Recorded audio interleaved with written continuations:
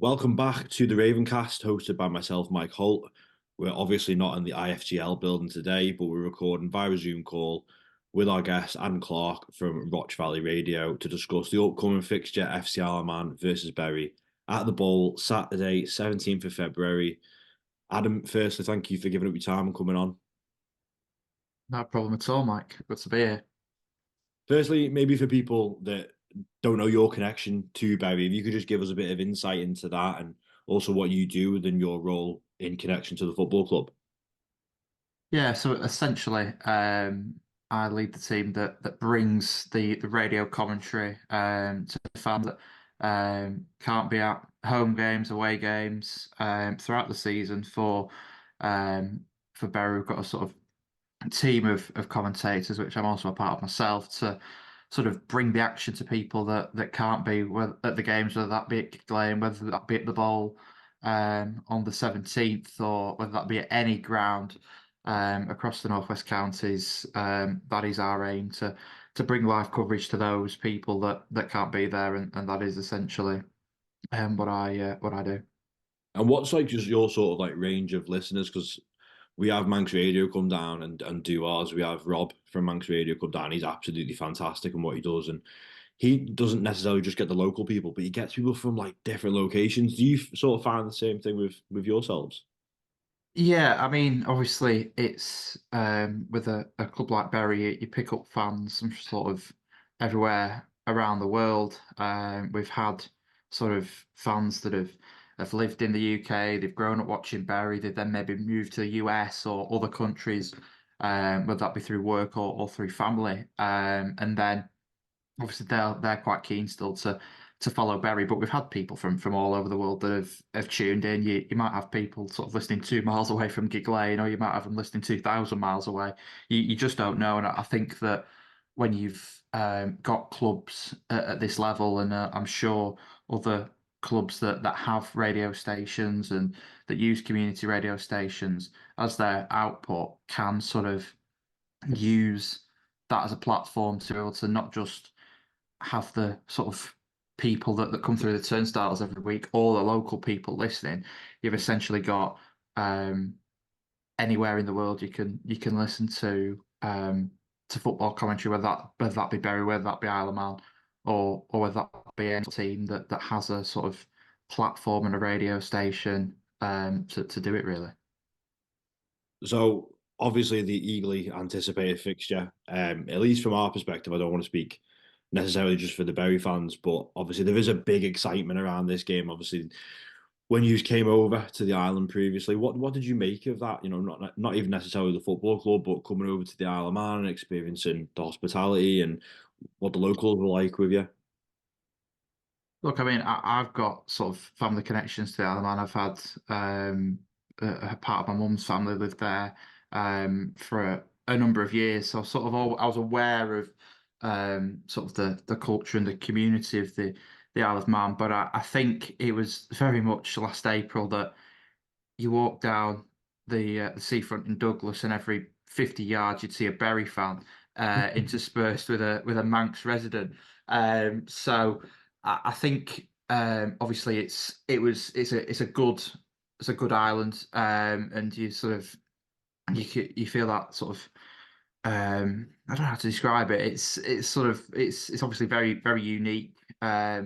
You'd probably compare it to sort of maybe the Channel Islands like Jersey and Guernsey, sort of very similar in size. And I think that it's just that close knit bond, very much like you have in sort of amongst football fans. So I think that the way that sort of the Bury fans were welcomed into various bars and pubs by the staff of those, and it's just a whole sort of good community, and everyone has a good time, and I think that was seen on and off the pitch Mm. over the weekend last year.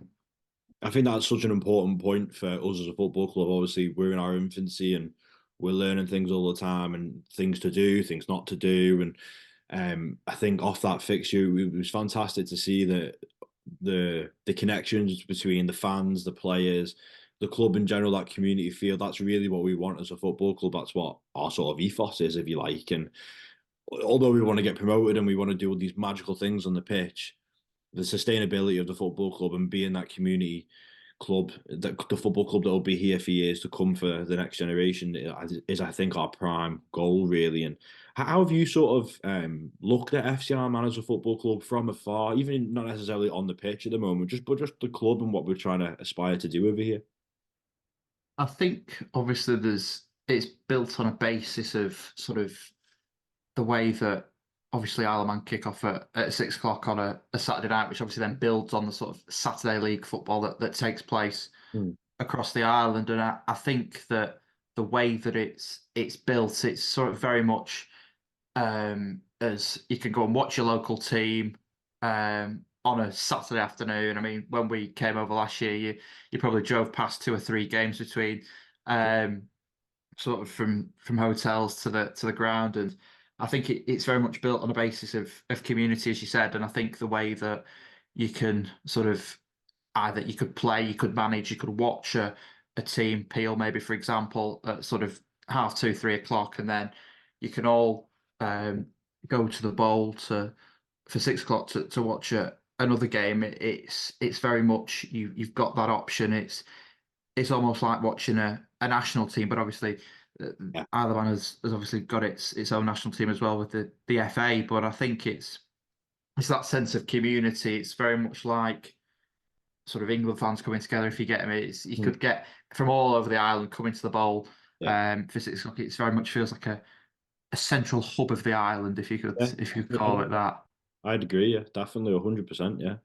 I think as well, sort of not only just us as a football club, but coming to the bowl and the fixture, and it didn't really necessarily go your ways last time, and obviously we're going into this fixture with a bit of change as well. Something I want to touch on was obviously there's a change in management for Berry as well, and that's obviously been something that's come. What was it, halfway through the season when the new About September, yeah. yeah, how would you sort of assess how the sort of season's gone? Obviously with the first manager that came in and then the change, then obviously you've gone on this fantastic run, an unbeaten run. How would you assess that?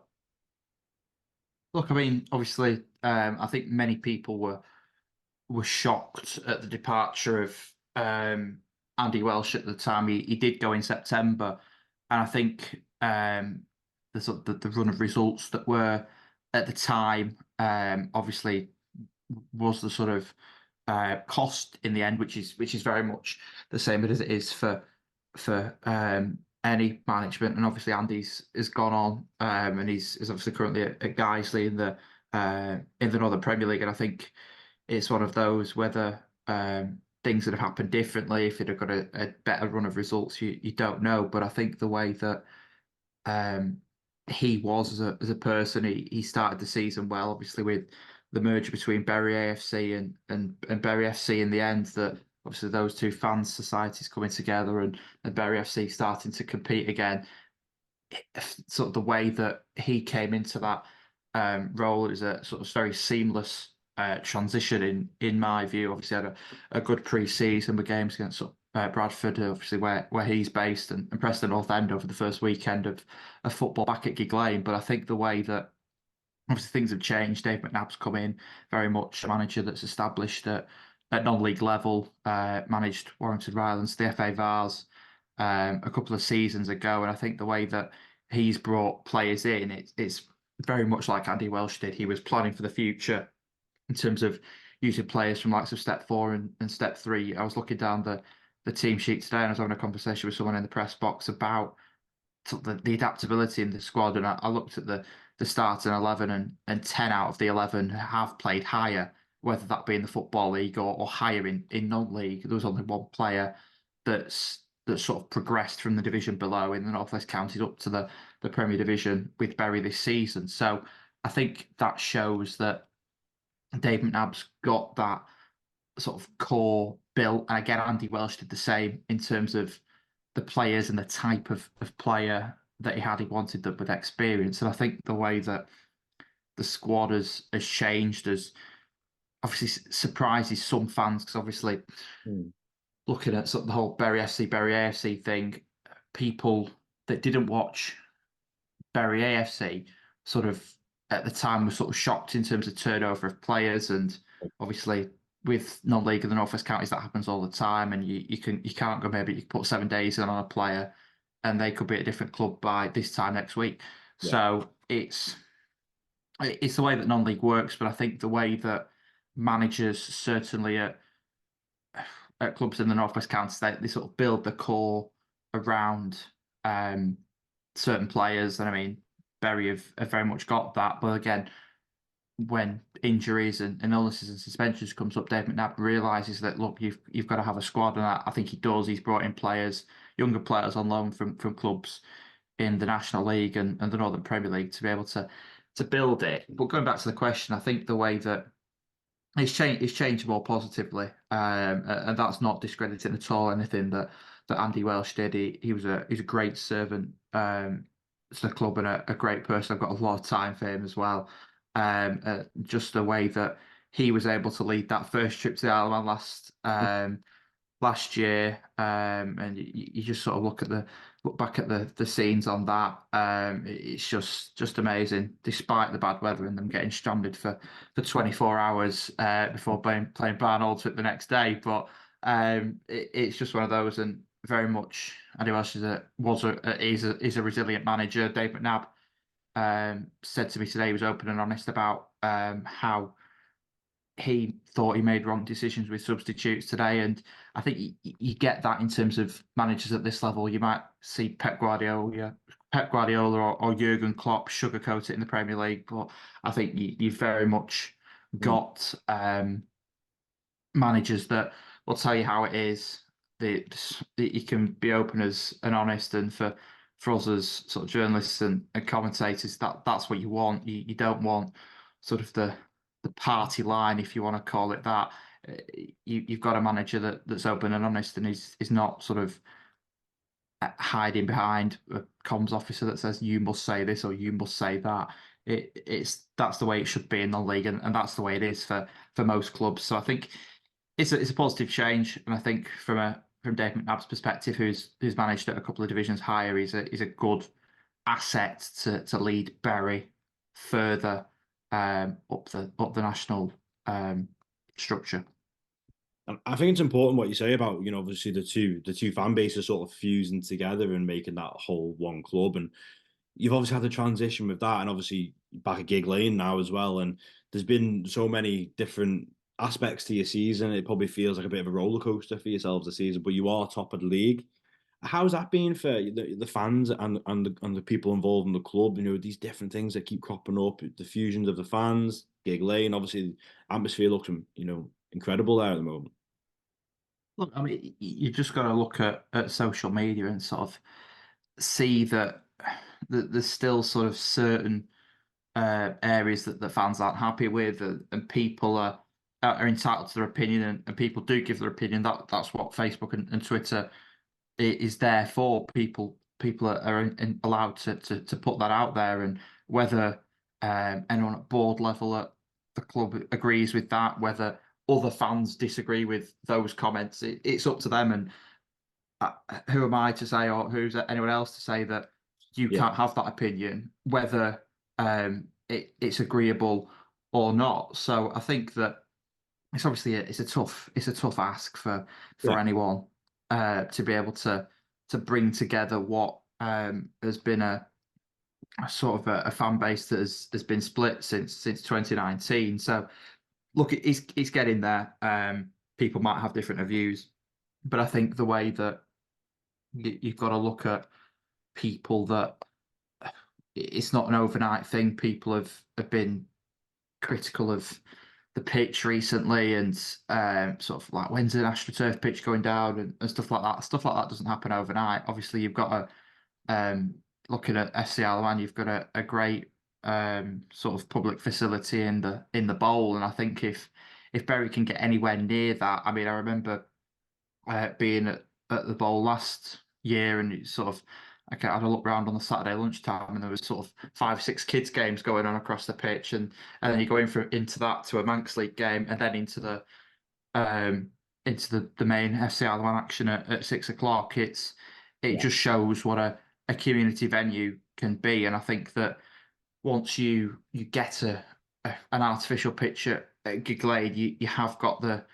option to be able to push it forward, very much like teams elsewhere in Greater Manchester. Look at Hyde United, you look at Avro, they've got sort of AstroTurf pitches, and they are able to be sort of hired out throughout the week, whether that be by their youth teams, academy teams, or other teams that aren't associated with the club. Again, at the end of the day, it's revenue for them, and I think that if you can get that within Bury, then opens it up to teams within the club. Like obviously Bury have got a women's team and under 23s, both of which have played away from Gig Lane this season because it can't hack 3 games a week. So it's they're having to find alternative venues, and speaking to people within those teams, it's not ideal that you've got to play 10 miles outside of Bury for a home game, but it's either that or you don't play. So it's very much not a struggle in a sense, but it's just a work in progress, and we'll see where the AstroTurf pitch comes into it. But I think it's, if you really want to make it a community asset, which is what the club are setting out to do, you've got to have that pitch available in sort of 7-day-a-week form, rather than just you see 90 minutes of men's football there every other Saturday, because it's not really something that you can open out wider to the public, because obviously that Grig Lane as itself is a great facility. So I think it's not just served by the 90 minutes of football that we saw there today. It's served by the wider community. So just going into this fixture then, like I said, obviously Bury sit top of the table at the time of recording.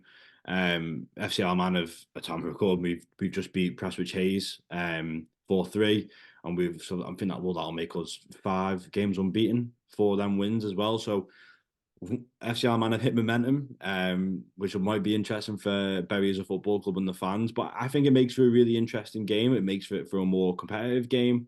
How would you sort of how do you sort of expect this game to go? It's a difficult one because obviously it's very much the I think I like to call it a quirk of FC Isle of Man is you don't really know which 16 players you're going to come up against Yeah. every week. And I mean, I covered the game against Ramsbottom over here earlier on in the season. You sort of look at sort of the squads that go from week to week, and for a commentator, when you publish a squad on a website the day before kickoff, that's even better. So keep doing that. Slightly sidetracking there, but no, I think it's a difficult one because as David Knapp said in a recent sort of fans forum, he does his research. He looks at sort of the last sort of, from a personnel perspective, looks at the last 6 games and sort of sees how teams go. But I think with Isle of Man, very much certainly for the games that are played on the UK mainland, you don't really know where you can go squad wise, which I'm sure is something David Knapp's aware of, because the FC Isle of Man game at Gig Lane was one of his first in charge. So I think it's a difficult one to call. I think it's very much dependent on, on what sort of squad FC Isle of Man have got, because I'm sure despite whichever 16 players are selected, they'll be up for it. So and that goes for both sides. So I think it's going to be a tough one. It's very hard to call, and obviously an evening kick-off. Bury have got to travel over on Saturday morning to the island, and it's obviously that slightly different edge to the way that you travel to a game on the UK mainland. But I think, look, many of those players who have played on the Isle of Man, they'll be looking forward to it as an occasion. And I think that you've just got to look at the scenes that plenty of clubs have had this season, that they're going to go there and have a good time and hopefully get some points on the board for what is a key game. And you never know. You never know what to do. It's always difficult. I feel like I'm sitting on the fence too much there. I will be pushing you for a score prediction towards the end. Um, but just before we go into that, obviously Bury are expecting to bring hundreds of fans over, which is absolutely fantastic. I think that's exactly what we want as a football club. Being welcoming and bringing these amount of away fans over, they always get treated really well. I'm sure you've seen on socials. Um, what are they sort of expecting? Obviously a lot of them will have come over for the last fixtures. There might be some people that have not come over and they're really looking forward to it. Are we expecting people to come for like long weekends and make a weekend of it, or day trips? What's the sort of general consensus? I think it varies, to be honest, Mike. I think the way that fans will be looking at it, I know there's a certain group of fans looking to do a Jaeger bomb train, beat the Carlisle record from a few weeks ago. And then obviously you sort of got the family side of it. It's sort of in the Bury area.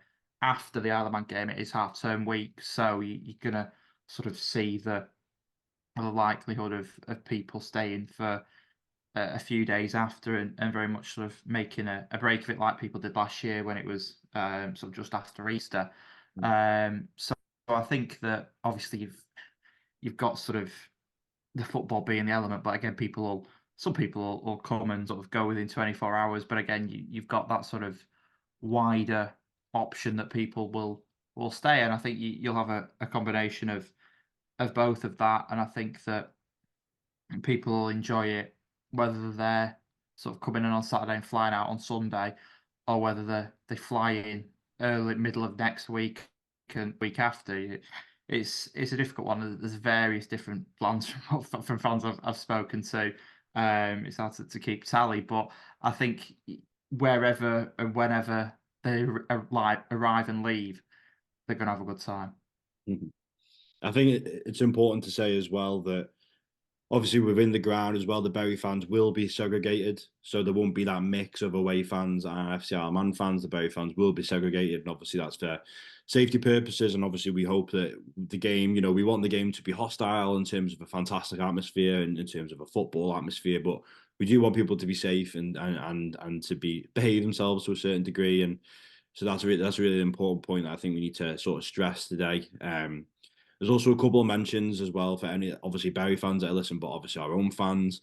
Please make sure that you stay tuned to our socials. I think it'll drop on Thursday. Callum Staley does a fantastic report for away fans as well in terms of what you can expect, what do's and don'ts in terms of coming to the ground on the day, in terms of tickets and where you should go, where you shouldn't go, and gates and everything. And all that information will be on our socials. So please stay tuned for that. Obviously, we've got the programs at the bowl as well for the Bury fans to pick up. Please help as much as you can to support things like that. We have the pound of the ground, so please pay for that. That's been a fantastic little initiative that's been brought in this season. We have merchandise as well there. If you want to pick up your scarves and swap them with, I think when Skem came over last weekend, or whenever it was, the kids in the pound were swapping scarves. It's absolutely fantastic. That's what we want to see. So they're just a few little pointers for people listening. Um, Before I do let you go, Adam, like I said, I'm going to push you for a score prediction. I'm going to get you off that fence, and I'm going to push you for one. Oh, look, it's going to be a very interesting game. Obviously, FC Isle of Man taking the 3 points last time, so I don't know. It's difficult. I mean, as you mentioned, it could be an interesting atmosphere.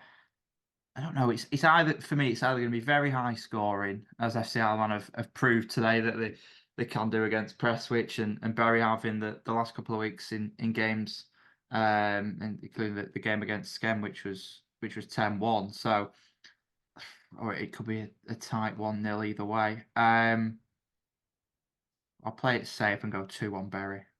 Don't hold me to that because I'm rubbish at predictions. So we'll probably be sat there at 8 o'clock on Saturday night going, "Nah, that prediction was wrong." We'll have But to. we'll see. I'll have to get Callum to clip this bit up and then send it to. Before I do let you go as well, one thing I do want to mention as well is there, for some of our FC Milan fans that are maybe listening and they're looking forward to the game, who's maybe like a one player to watch? And obviously, he's a fantastic football team, and it feels like since the new managers come in, you are very much a team now.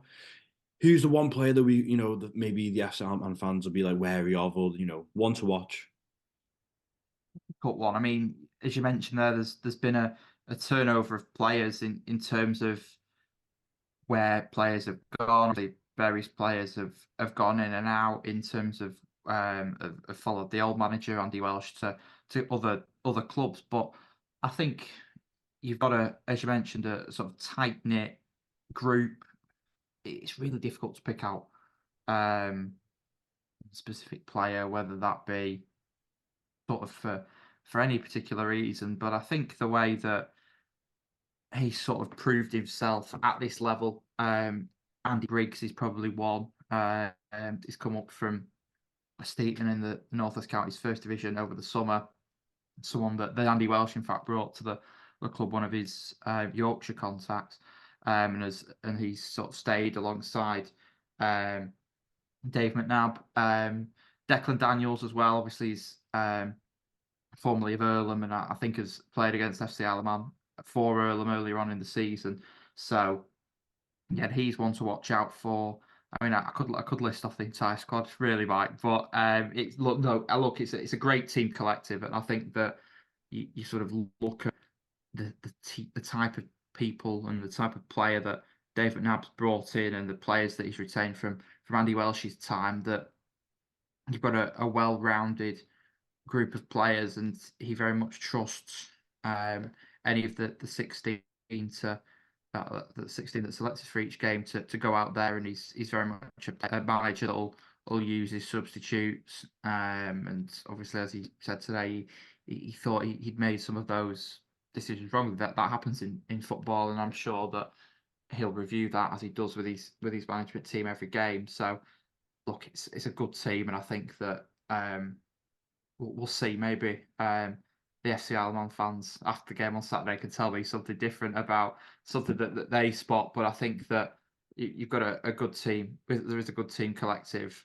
as there has to be in a squad like Bury that are pushing toward the top of the table. Well, Adam, thank you for your time, for coming on.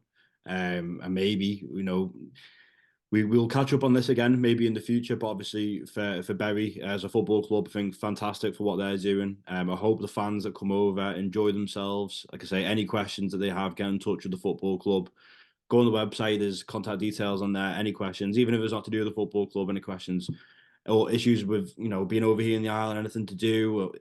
Our fans are so interactive on socials. The Ravens 12 man are brilliant as well. They're so welcoming with the fans. So get in touch with them if you've got any questions. And we look forward to seeing them over here. Hopefully they travel over safely. And we'll look forward to what I'm sure will be a very good and entertaining fixture. So Adam, thank you very much for your time. Not a problem, Mike. Thanks for having me.